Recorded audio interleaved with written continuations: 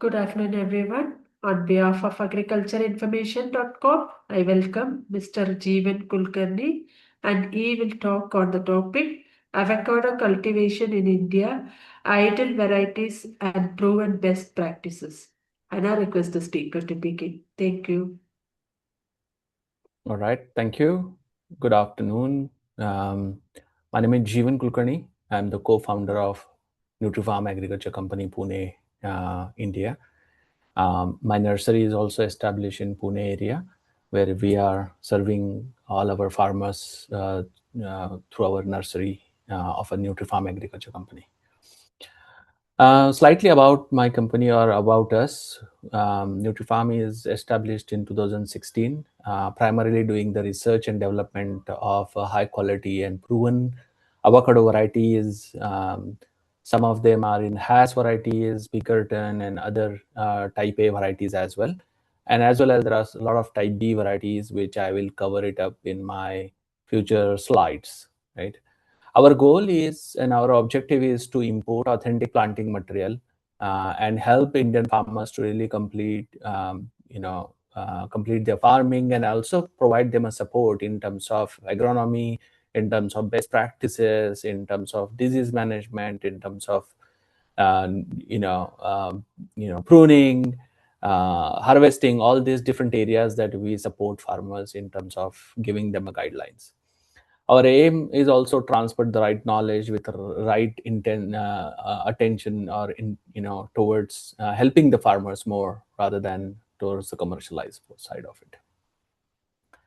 Where have we where What all places in India we have done the plantation? Specifically, if you look at it, it's more than, I would say, 9 to 10 different states where we have already done the plantation. Over 80,000 plus plantation we already done at different areas, right from north to south to east and west. Not specifically west side of it, but definitely northeast side of it is something that we have done predominantly as well, right? Um, so how is the performance which is looking so far? The plants which we have imported is coming out very well. Since 2018, we have been doing a plantation at a different locations, and the results are really coming out very well. And today, I'm not going to talk much about what varieties that we are giving and all those kind of things, but overall the knowledge and awareness towards the avocado, right? Um, so first of all, before even we go into the avocado plantation and all other things, my objective is how Indian people are currently today using avocado, right? Ultimately, farmers' objective is to sell the avocado fruits to the marketplace, and ultimately, people are the consumer who are buying it, whether it is restaurant, whether it is household people, or the other commercial industries which is creating some byproduct out of the avocado, right?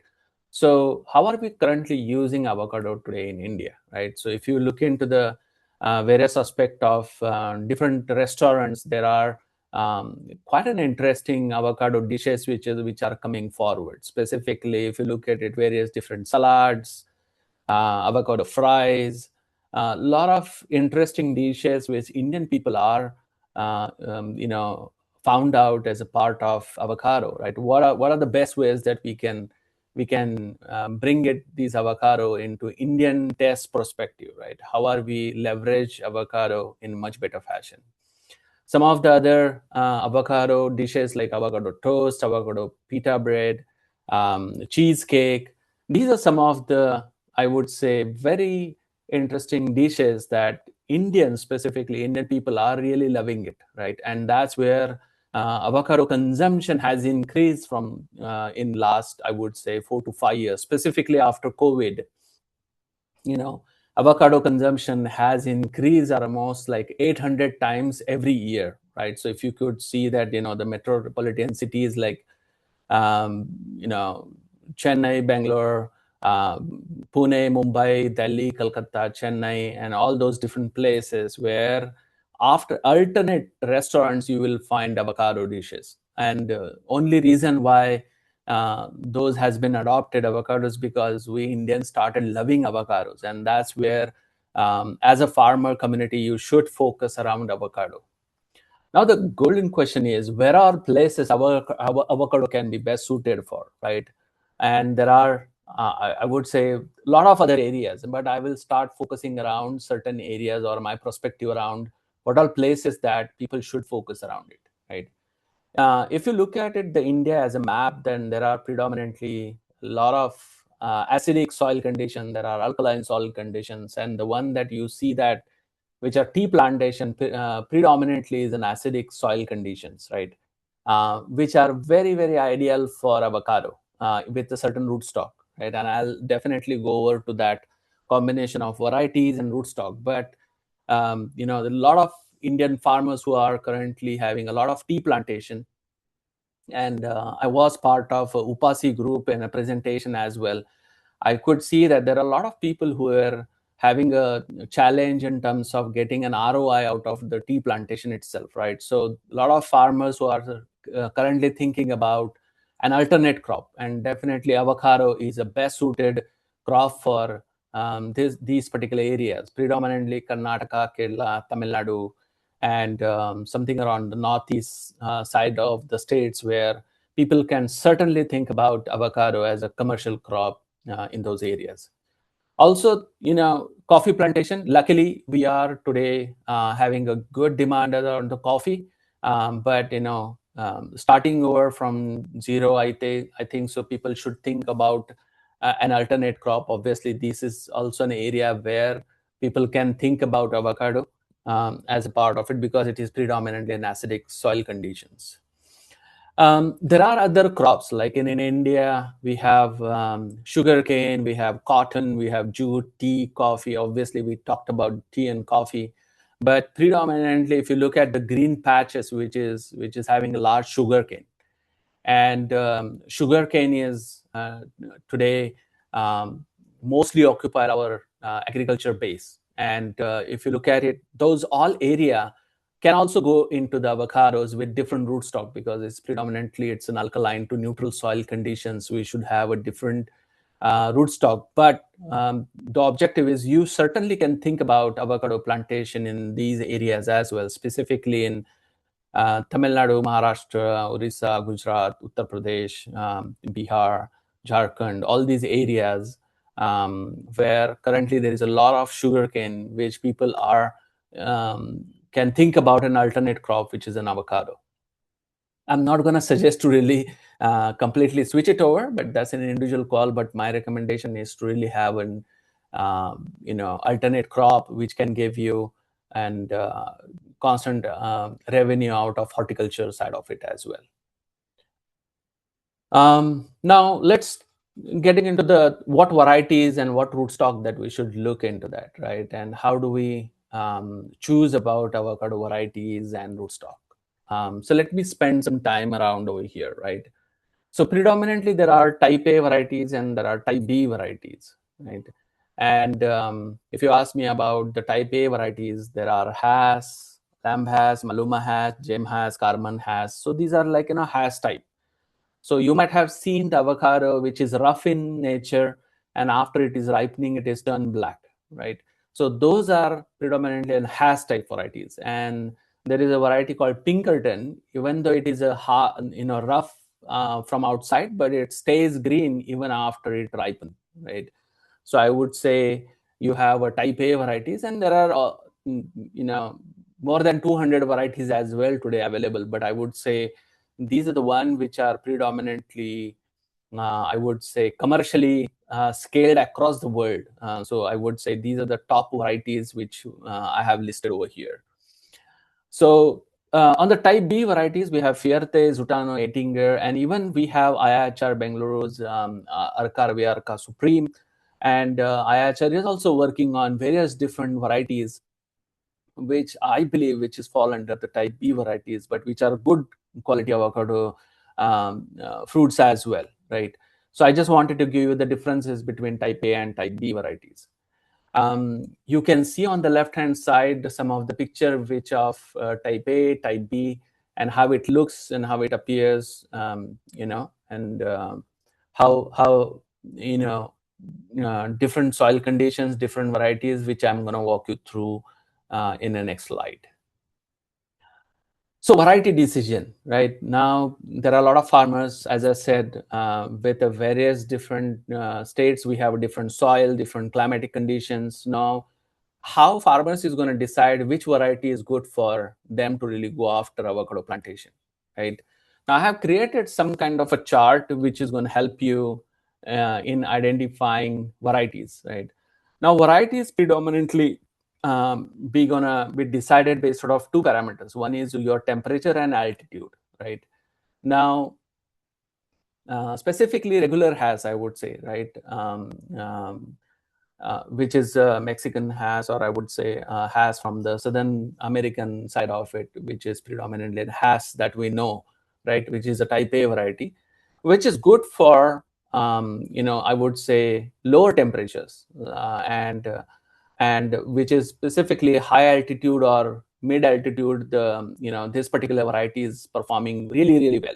But we have done the trials across the has on a lower altitude or even 800 meters with 40-degree temperatures. The regular has is not really performing well.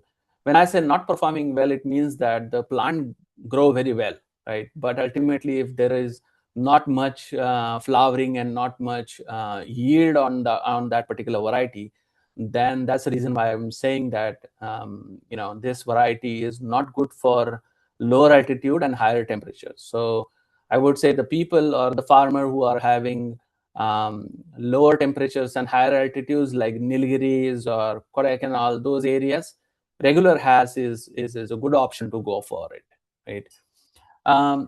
It comes next, which is Maluma has, which is again has type variety, which is type A, which is good for a large temperature variance, right? I would say from 5 degree till 45 to 46, 47-degree temperatures. This variety can go well. Obviously, you need to really plant these varieties at the right time and a right moisture level.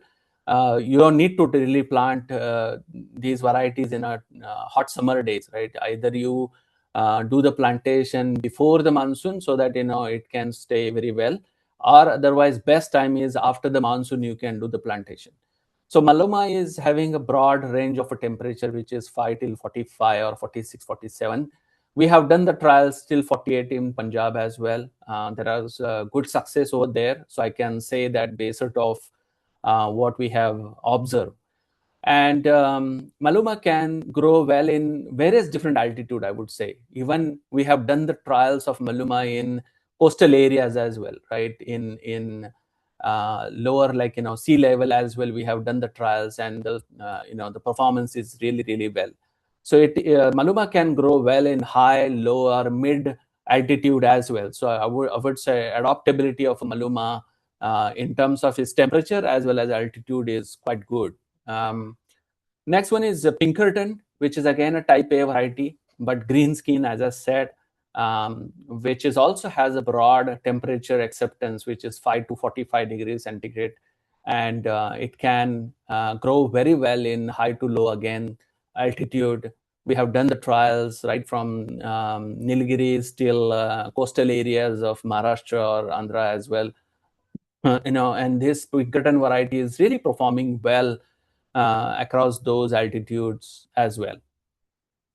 Now, Lambhas and Fuerte and Ettinger is also grow well between 5 to 40-degree temperature with high to mid altitude and with warmer temperatures as well, as I said, right? Again, basis of these conditions, you can certainly decide what varieties are good in your areas, right? So for example, if I have to pick it up some examples, if there is a farmers um, uh, in Karnataka, specifically near Bangalore's areas of it, right? Then I would say which are comparatively 600 to 700 meters of a height from the sea level, where the temperature may not exceed more than 40-degree temperatures. I would say you have three major options, which is Pinkerton, Lambas, and Maluma. So these three varieties you can go after, along with some 5% of a Fuerte or Ettinger, or some type B varieties, which are good cross pollination varieties, which you can think about. going for your plantation. Now, these plants are definitely important to really have grafted on a professional rootstock, right? And why rootstock is very important. First of all, let me explain about the rootstock, right? What is the role of a rootstock, right? In avocado, rootstock is an important parameter or important aspect of it, because rootstock, which is something which get extract the nutrition from the soil and pass it on to your scion, and your quality, your consistency, your phytophthora resistance, all these things which comes as a part of your rootstock, right? If you have a right rootstock, then your quality of a fruit, the health of the plant, and overall the performance of the fruits is definitely decided by your rootstock. And that's the reason why your planting material should have a good rootstock, right? And again, there are, in my previous presentation, I have described about different grafting techniques of the plants, which is microclone graft and seedling graft. In both the cases, you should have a right rootstock. And if the nurseries who are selling the plants without knowing the rootstock, I think so that's a red alert for the farmers to really think about before getting into the plantation, right? And why rootstock is important, and this is the reason, right? Um, uh, so on the left hand side, if you look at it, these are the rootstock. Sorry, my title is wrong, but these are the rootstock, right? This is the Bounty is a rootstock, Duke 7, Dusa, then Fairchild, Digani, and Ashdog. So let me start from the bottom. So last three varieties, which is Ashdog, Digani, and Fairchild, which are originally from West India, West Indies, and Israel is basically promoting these rootstock very often, right? And if you look at the what kind of a soil conditions are quite good for these rootstock, specifically if you have neutral to alkaline soil condition, then Ashdod, Digani, and Fairchild is quite good for as a rootstock, right? And these are the seedling, not a clonal rootstock. So you have Ashdod seed, Digania seed, and Fairchild seed, out of which people are using that as a nerve seed, and obviously they will use that as a rootstock for avocado plantation. But these rootstock are quite good for neutral to alkaline soil conditions. I would say which are quite good for a low rainfall areas, because predominantly, as I said, these are coming from Israel, and the conditions are much favorable as a drier, or I would say sandy conditions, which is having some of them having specifically like Fairchild, which is quite good for the soils, which is having a high calcium as well, right? So it can tolerate good salinity as well, right? So I would say Fairchild is quite a good rootstock, specifically for a sandy or where alkaline conditions are out there, right? Now, if you come up a little bit about the top three rootstock, which is Dusa, Duke 7, and Bounty, right? I would say Karnataka, Maharashtra, the coastal areas, Tamil Nadu, Kerala, and some northeast areas where predominantly acidic to neutral soil conditions are there, like which is like a red soil, right? And that's where you will also find a lot of good rainfall, right? I think so. Karnataka, Maharashtra, coastal areas, and obviously Tamil Nadu, we will get a lot of rainfall, close from 2,000 till 6,000 millimeter rainfall every year. And typically, Phytophthora is a very common disease in avocado, which we have observed in such a high rainfall conditions. In order to tolerate those conditions, and that's where these top three rootstock, which is Dusa, Duke 7, and Bounty, come into the picture. And there are a lot new coming up in a pipeline on to really tackle with such conditions. But I would say predominantly Dusa, Duke 7, and Bounty, these three rootstock are very, very highly appreciated by worldwide on such condition, right? Specifically, Bounty is good for mid to heavy rainfall. Duke 7 is good for mid rainfall, and Dusa is quite good for low rainfall, I would say. And it can grow really well. And these are our observations. I'm not saying by the book knowledge or receiving from some other country, but this is something my experience, right? I'm telling you only my experience, right? So basis of these conditions, say now I'm going to take an example, right? Say for example, person from I would say Gujarat wanted to do the plantation of avocado, and specifically the Maluma variety, right? Maluma is a variety which can tolerate high temperature, so I'll go for a Maluma. And if I have alkaline conditions and slightly sandy or neutral conditions, where I'll go with the Digania or Ashdod as a rootstock. However, if the person from Tamil Nadu, specifically in Nilgiri areas, and if he really wanted to go with a regular has, then I could say that person has a very wide range of rootstock that he can go for, right from Bounty till Ashdod, I would say, because those are neutral soil conditions. And for that, depends on your rainfall areas, you can really pick well any of the rootstock, right? So this is very important for a farmer to really understand what is rootstock, why rootstock is very essential in avocado plantation. Now coming with the spacing, I'll run through around avocado spacing and yield metrics a little bit, right? Excuse me about that. So now if you look at it, has variety, which is a regular has, I would say, the spacing or recommended spacing is 18 feet by 15 feet. So when I say 18, which is bed to bed distance, so our row to row distance is 18 feet, and 15 feet is between two plants is 15 feet. Now, when I say, direction for these rows is north south, because, as you can see in the picture, the sunlight coming from the right hand side, which is the east side of it, and the shadow is falling on the left hand side of it, right? So I would say your bed should be north south, right? So you will have a better spacing in between these two rows. The shadow is not falling on each other, otherwise plant will undergo shadow. And make sure that avocado plants need a good sunlight. They cannot grow well in under the shadow, so make sure that when you do the plantation, you will have a space which is a clear sunlight should be there, right? It should not be grow under any canopy or any existing plantation. Make sure that if you really wanted to go with the commercial plantation, you should think about a clear site, with a good sunlight exposure that you can think of it. Going back to the spacing, Maluma is a high density variety, which is a dwarf variety. So you can go with a 15 by 12. In fact, there are places where we have done 12 by 9 as well. So 12 feet by 9 feet, wherein specifically you can fit in around 350 plants per acre Maluma. On the contrary, regular has you can fit in around 150 to 175 plants per acre, right? Pinkerton in again very specifically 18 feet by 15 feet.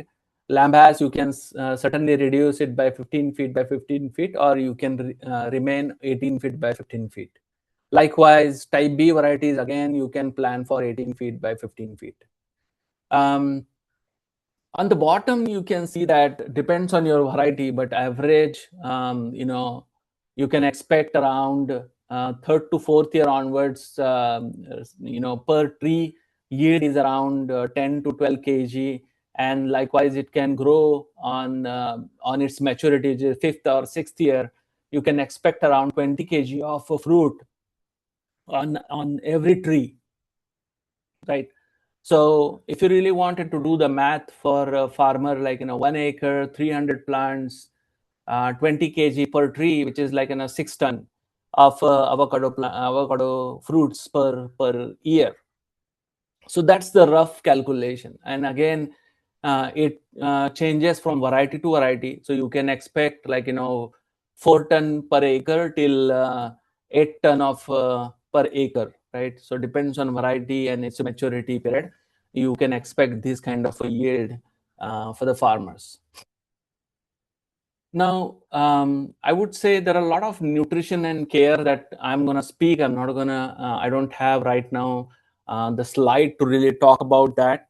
but let me just give you the nutrition program, or maybe just few of my observation, right? So when the plant is at early stage, right, when the plant newly plant, you should focus around best irrigation. You should have a lateral drip irrigation system established on your raised bed.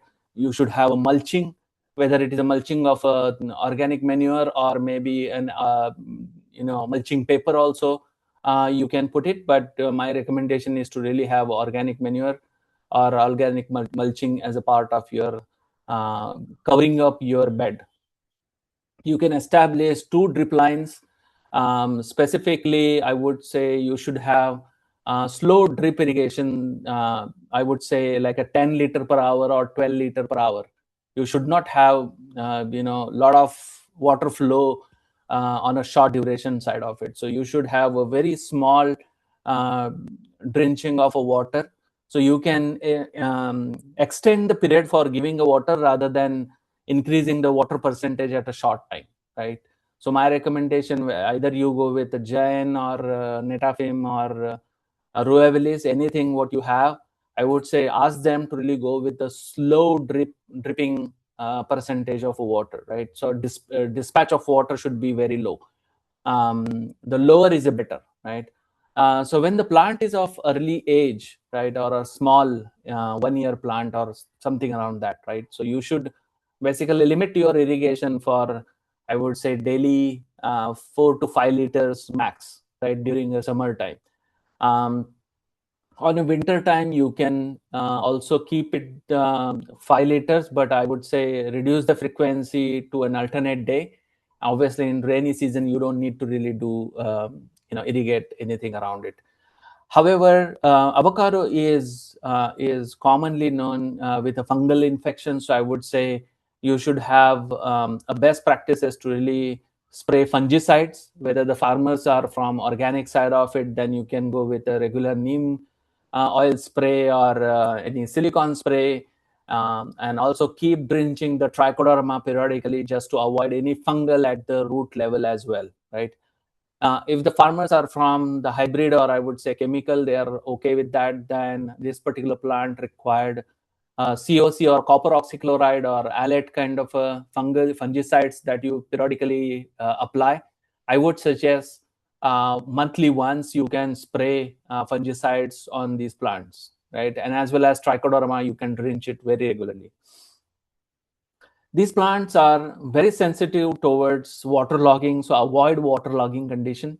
Do not accumulate the water at the base where the roots are. Avocado roots are not deep. I would say they are very shallow in nature. They don't go in too deep inside the soil. So avocado roots are specifically 2 meter max onto the horizontal side of it, and 1.8 meters or 1.5 meters onto the depth. So I would say it's a spreads like a 2 meter to 1.5 meter radius and depth of it, right? So make sure that your bed is well irrigated, or I would say well aired, with good organic manure or good carbon content should be there as a part of your soil. So make sure that you follow organic manuring periodically, whether it is vermicompost or press mud, which is sugarcane press mud, or mushroom culture. My recommendation is to stay away from the cow dung or cow compost, right? Because these plants may get like stem borer or a fruit borer. So stem borer is a very dangerous for these particular plants. Plants can die. So I would say stay away the cow dung or cow compost from these plants. Maybe alternative to that, you can go with the, as I said, mushroom culture, vermicompost, or sugarcane press mud that you can think about giving it to these plants. The safest is, I would say, what we call is a charcoal, or I would say uh, charcoal is something that you can also think about it just to add on to really increase the carbon, as well as organic manuring as a part of this one. Besides that, I would say there is a nutrition program where depends on your soil condition, depends on your rainfall. Obviously, it changes. Depends on your variety, it changes. So I'll cover it up maybe in future lectures about the complete nutrition program. But these plants, when start growing, you need to really make sure that you do the pruning properly, right? So if you look at onto this particular picture onto the right hand side, we have created a canopy, right? So we have to create a structure for it so that plants can grow very well in a certain direction. It will get a good sunlight from left, right, and also in the middle, right? So we have to getting into the pruning practices and as well as canopy management so that we can better manage our plants. And as you can see, the good flowering which is appearing inside and outside because the canopy structure, because the sunlight is focusing from both the direction, from the left, right, and to the middle as well, right? And that's where you will get more yield because of the exposure of these particular branches towards sun. I would say when you have a plant, then you can make a branching. Those are the training part of it. So you can train these plants appropriately to really get the better yield. As you can see, the plant fruits are appearing in bunches, and because of the plants are tied up inside the trellising, the fruits get support and as well as good air, right? Because if the plants are not under the canopy, then there is a lot of chances that plants getting inside the heavy fungal area, because the Indian rainfall is pretty heavy, right? And once the rainy season starts, there is a huge humidity or large humidity which is going to cause a lot of problem to these fruits. Specifically, anthracnose is a common fungus area appearing onto these fruits. So I would say make your plant more airy, right? We should not have more fungus around it. As you can see, if you follow the right pruning and maybe thinning part of it, right? Specifically, another example is on a particular branch, because of there is a lot flowers, you can also expect a lot of fruits around on each branch. But I would say we should remove some of the fruits, because we need to really focus around good quality fruits. So we need to really getting into the thinning practices, right? On a particular branch, we should only have certain number of quantity of fruits, and then periodically we can remove these fruits in order to get the best quality of fruits from your farm, right? So these are the best practices that you should follow in order to get the commercial yield out of your farm. That's it for today. The people who really wanted to really discuss with me or wanted to inquire more about it, please reach out to these contact details, and I'm more than happy to really help you or maybe answer your doubts or any queries around it. I will stop over here and let me see if there are any questions or any queries which are out there, those who are present during this session. Thank you very much, sir, for a wonderful presentation. I will take up the questions now. So in the meantime, can you please stop sharing the screen, sir, so that we can see your full video? Sure. Yeah, I'll take up the questions now. The first question is, what would you describe the current state of avocado farming in India, opportunities and challenges? Yeah, the current state is we are very early in our avocado journey. I would say India is very new in avocado farming, right? We have started like from last 3-4 years. I would say we have started as a commercially. Very limited states or very limited farmers, I would say very handful farmers who have started commercially. Predominantly Tamil Nadu, Karnataka, Maharashtra, Andhra Pradesh, Telangana, I would say. So these areas were predominantly people who have focused around commercial avocado plantation, but it is increasing because farmers are aware, getting aware about the crop, the yield, the profitability behind it, and adoption of a fruit across India is increased tremendously, right? So I will divide your question into two part of it. Where are we standing today in terms of avocado?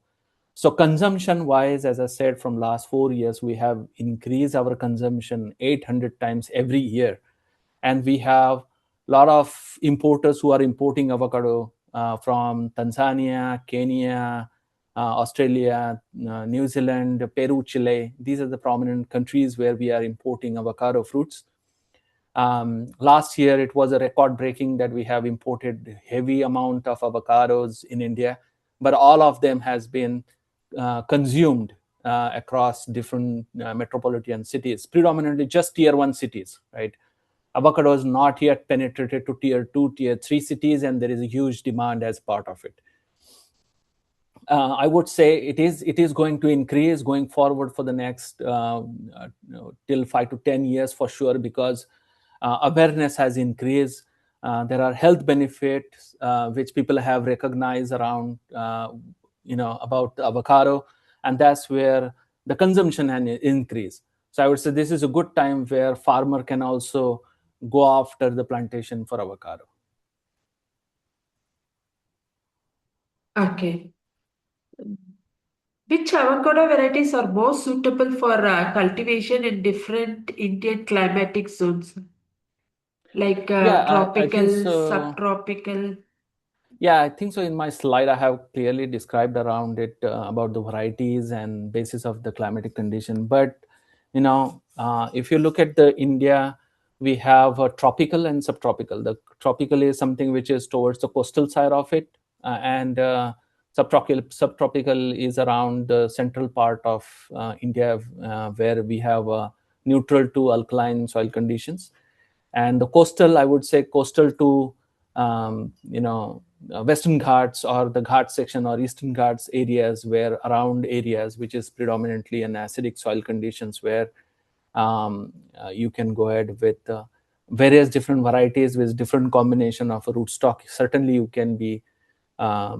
can achieve what you really wanted to achieve. But my recommendation to recommend for all new farmers is to start with low, start with 1 acre or half an acre.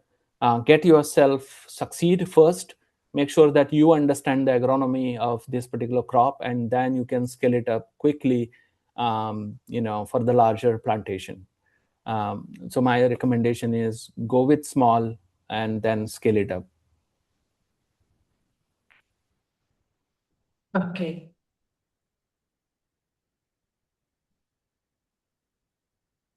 Once again, sir. Are forced or extreme heat a concern, and what management practices help mitigate these risks? Yes, that's a good question. So today we don't have much of an infrastructure after harvest, because in India we were not having commercial yield so far, but this year onwards there are places where we will be getting good commercial yield. And so there are companies, even our company is getting into creating a pack house, cold storage, ripening chamber areas, pack all these best practices that people have to getting into. There are large farmers or government organization also providing this infrastructure to really have a good pack house, cold storage, quality checking, ripening chambers, and distribution side of it, right? And that's one part of it. The second part is definitely there are opportunities about the post processing, whether you can create oil, powder, fast freezing. All these possibilities are out there, where eventually, or I would say down the line, we will have those options available. But at this stage, there are very limited, or I would say none, present today. But in near future, definitely we will have, because um, it's a new, as I said, it's a very new. There are a lot of diseases that we are facing, specifically Phytophthora. Because of this year, or rather in 2025, we face heavy rainfall for a longer period of time. So there are a few places where we observe the anthracnose as a disease on avocado. But once we know the problem, we will also find a solution on it, right? So that's where we are into it, and definitely we will be succeed in getting a good commercial yield as a part of this one. And best practices, again, in terms of agronomy that once we follow, I'm pretty sure that we will have a best future in avocado. Okay.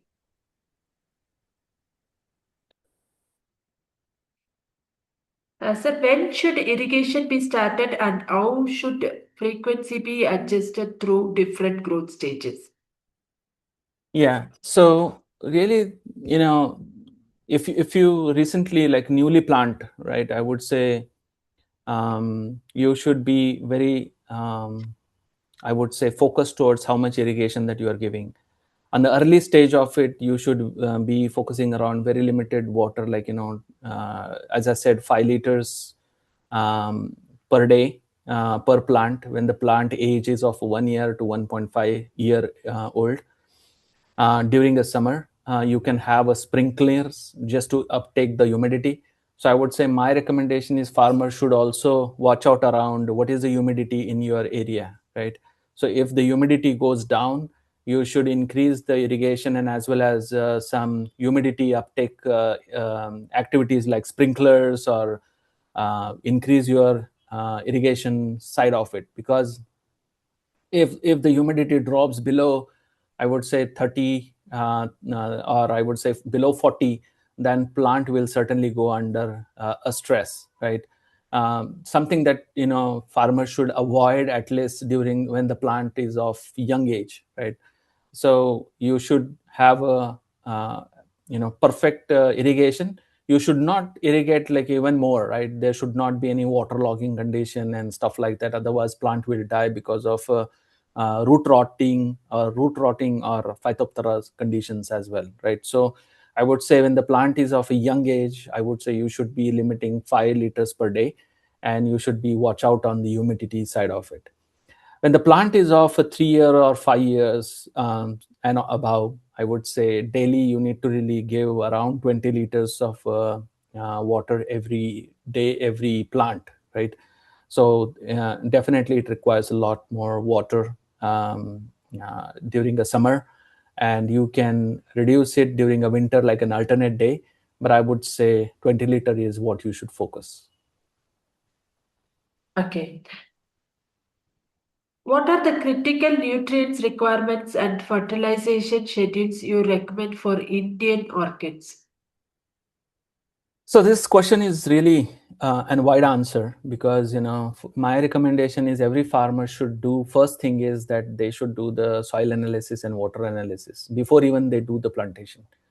So they should know what is out there in their individual soil, right? So my first recommendation for the farmer is to really take the soil, do the soil analysis, and identify the parameters like NPK, what is your EC, electroconductivity of your soil, what is the organic carbon of your soil, and what are the micronutrients available in your soil first, right? So once you know what is out there in your soil, you can very well manage what is required. Now, um, specifically before even you plant, I would say you should focus your energy in increasing the organic carbon, right, and neutralizing the nitrogen. If there is a nitrogen fixing is required, you should focus around that practices before even you do the plantation. When you do the raised bed, you should add organic manuring, as I said, vermicompost or um, yeah, mushroom culture and those kind of stuff to really increase the organic carbon. There are also advanced technique in order to increase the organic carbon, but we will discuss that later. But my suggestion is in the early phase, before you even do the plantation, you should focus around these things like a pre-work. When you do the plantation, obviously initial phase you should focus around N and P, which is nitrogen and phosphorus. You don't need to really focus around potassium at this stage, because we are not focusing around flowers and fruits and anything around that for the first 3 years for sure, right? So first 2 years you should be focusing around nitrogen and phosphorus. Make sure that you always do the leaf analysis or soil analysis, at least soil analysis once in a year, so you know what is out there, how much plant is receiving. Basis of your leaf analysis, you should know how much plant is absorbing. But that is what the NPK. In the micronutrient perspective, I would say this plant is really required good micronutrients, specifically around zinc, magnesium, iron, and boron. Right. So these are the areas where the planter should periodically add the micronutrients in order to uptake or create the best performance of the plant. Right. So that's how I would say. And again, it varies from your soil type, whether it is a black soil or red soil, alkaline soil, or it's a sandy soil, and what is out there. You can change the percentage of NPK and micronutrient basis of what is out there. So I cannot give you one prescribed answer or one prescribed NPK percentage or micronutrient percentage. I would say changes basis of your soil and soil nutrition availability in your farm. Okay. Which pests and diseases pose the greatest threats in Indian conditions and how do you manage them? So far, what we have observed, like, before even we imported authentic planting material from outside, Indian farmers have been trying Indian avocados, and people were facing a lot of phytophthora issues, which is root rotting. Predominantly, that's a major enemy for avocado. So please watch out around your plantation technique. You should plant it always be on a raised bed. Make sure that you should have a right rootstock, which, as I said, I wanted to reiterate, rootstock plays a huge role in order to make your plantation more successful as a commercial. Right, if you really wanted to do one or two plants, that doesn't matter, but when it comes to a commercial plantation, you should not compromise on the rootstock. So that is a underline bold comment from my side as a part of it. um, and periodically, as I said, there are a lot of insect, like millibug, white flies, stem borer. So these are some of the common issues on a tree, specifically on a branches or leaf. So you should periodically look out onto those. um, Fruit fly is also there. Once the fruiting is there, there is a tea mosquito. Tea mosquito is also a insect which is creating a problem for the early or new shoots when there are new leaves coming out. So there is a tea mosquito is a kind of a small mosquito which is creating a damage to those leaf as well. And anthracnose is a fungal issue on on the particular fruits, I would say. Right. So we should look out into the best practices in terms of avoiding this kind of a fungus as a part of it. Okay. Sir, are there any organic or bio-based solutions that have worked well for disease control? Yeah, I have the set of farmers in Pune around areas where they are predominantly wanted to go for organic. So we do have created a checklist for the farmers to really go for organic. There are organic ways in which we can achieve. There will be some percentage of a compromise in the size of the fruit, but I would say farmers are ready to really take that as a challenge to really take care. But the answer is yes, you can certainly go for organic. Okay. How many years after planting should farmers expect first commercial harvest, sir? I would say it depends on variety to variety. Say, for example, regular has you can expect after 5 years. Same as for the Pinkerton and Lambas. Maluma, you can expect after third or fourth year, you can say start getting commercial yield. Type B variety, again, 5 to 6 years, you have to wait for getting the commercial yield. So depends on variety. It changes slightly. Okay.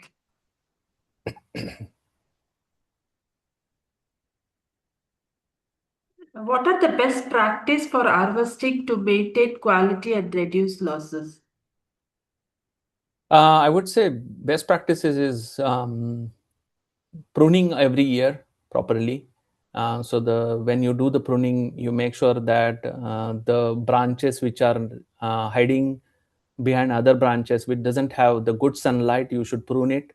So every branch, make sure that every branch should have a good sunlight. So that's the thumb rule for avocado health, right? So you should follow that. Make sure that you should not allow to really grow much taller. I would say horizontal branches is more important in avocado. So you can focus around lateral branches rather than the vertical branches. That's number one. Secondly, in the early stage when you do the plantation, and if you have a right planting grafted plants, then early stage the plant by default started growing the rootstock first. So make sure that you periodically prune the fruit rootstock and only focus around the cultivar, which is the scion in this case, right? The one which is above. So farmers should watch out around the graft. Below the graft, there should not be any vegetation, and the plant should not grow vertically tall. It should be on the horizontally. The plant grows like 4 to 5 years, you should only focus around horizontal branches. Plant also can get water shoots. So there are the shoots in coming in between. So you make sure that you prune those in order to manage your nutrition effectively.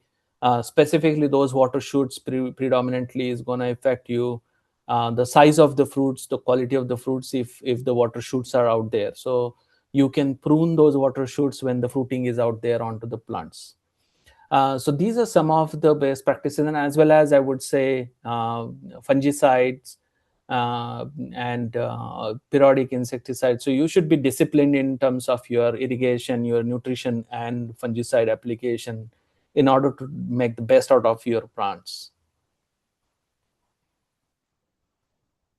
Okay. I'll take up the next question, sir. What kind of returns can farmers reasonably expect and in what timelines? So after the plantation, the farmers started getting the yield at like third year onwards. As I said, like early like 10 kg per tree. So if I would try to put down into a calculation per acreage. So average, if you see that there are 200 plants per acre, Maluma is an exceptional because there is a high density. You can go with like 300 plants per acre, sometimes even 400 plants per acre as well. Few farmers have planted in Tamil Nadu, and they are quite happy with that high density as well. But I would say let's get it to the general variety, which is Has or Lamb Has or Pinkerton, which you can focusing around 175 to 200 plants per acre if you go with a 15 by 15 spacing, right? So on this general Has, Lamb Has, and Pinkerton, you can start getting the commercial on a fifth year, and you start getting the fruits on the third year onwards. So gradually it will increase. So initially it will be 10 kg, then fourth year it will be like 12 to 15 kg, and then eventually it will settle down around to 20 to 25 kg. There is a myth, like, or I would say cautious about, there are people who have been misguided, like per tree you can expect around 100 kg or 75 kg. You will get the fruits, but ultimately there will be some mortality, there will be some damage, some kind of a mortality around the fruits. So ultimately how much you sell it is what is important. So the numbers which I'm trying to tell is more realistic about how much farmer is taking those to the market, right? So I would say if you look at like 200 plants per acre, so you can expect around 4 to 6 ton of a production on the fifth or sixth year onwards as a commercial yield. And average around 100 to 200 rupees per kg is what farmer can expect. That's the range, at least as of today. So I cannot predict the future price, but certainly looking at the demand, this price will remain same or maybe slightly increase, as well as what we see the inflation and everything. So this price may increase. So farmer can expect revenue between around 7 to 10 lakh rupees as a revenue. Depends on variety and depends on the number of trees inside an acreage, but safely around 6 to 9 lakh rupees as a revenue. You can reduce the operational cost with the labor cost, fertilizer, and everything, like 2 lakhs safely out of it, which is your profit will be around 5 to 7 lakh rupees per acre. Okay. Are there existing contract farming or buyback models you recommend? I wanted to be really, for a farmer, it's very, very important to really trust the supplier, or maybe who is basically involved in getting into this commitment, because this is very important that who is basically buying the or making a commitment, they have the good roadmap in terms of making you profitable, right? So at this stage, farmers should be rely on their own rather than relying on to somebody else, right? But in future, yes, there will be a lot of opportunity will pop up in terms of getting your fruits will and there will be a chances where there will be a buyback, there will be a you know options where people will buy it firmly from your farm and channelize it to the right platform. Including Nutreefarm is also thinking about getting into those practices, but at this stage today, if you ask me, there is none. But in future, certainly there is a option for the farmers, I guess. Westphalia is doing this commitment as of today, um, with a limited corporate side of it. But again, that question should go back to Westphalia, and they can help you to really answer that. Okay. What cold chain requirements should farmers plan for at the farm or local level?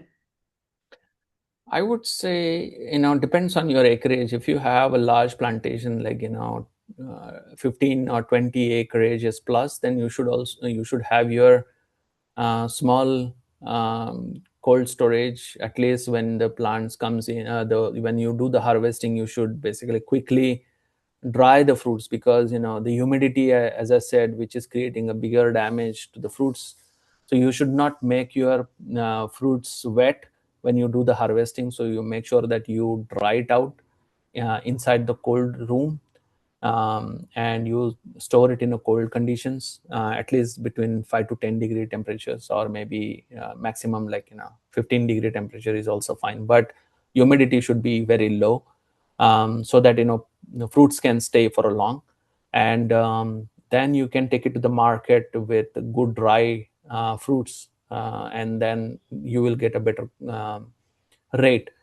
So depends on your capacity. So I would say anything about at a village level, you should have at least 10,000 square feet of area, where you should have pack houses, cold storage areas, and if an individual farmer, even 2,000 square feet of an area for a cold storage is good enough.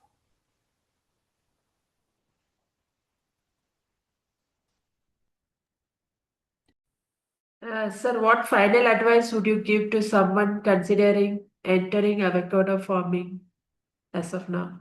Yeah, as I said, there are three main things. Uh, Understand what is your soil, what is your soil type, where are you located in terms of your farming. Do the soil analysis before even you think about the soil plantation, rather avocado plantation. Understand what is your soil, what kind of a nutrition is already exists, so that you can plan effectively.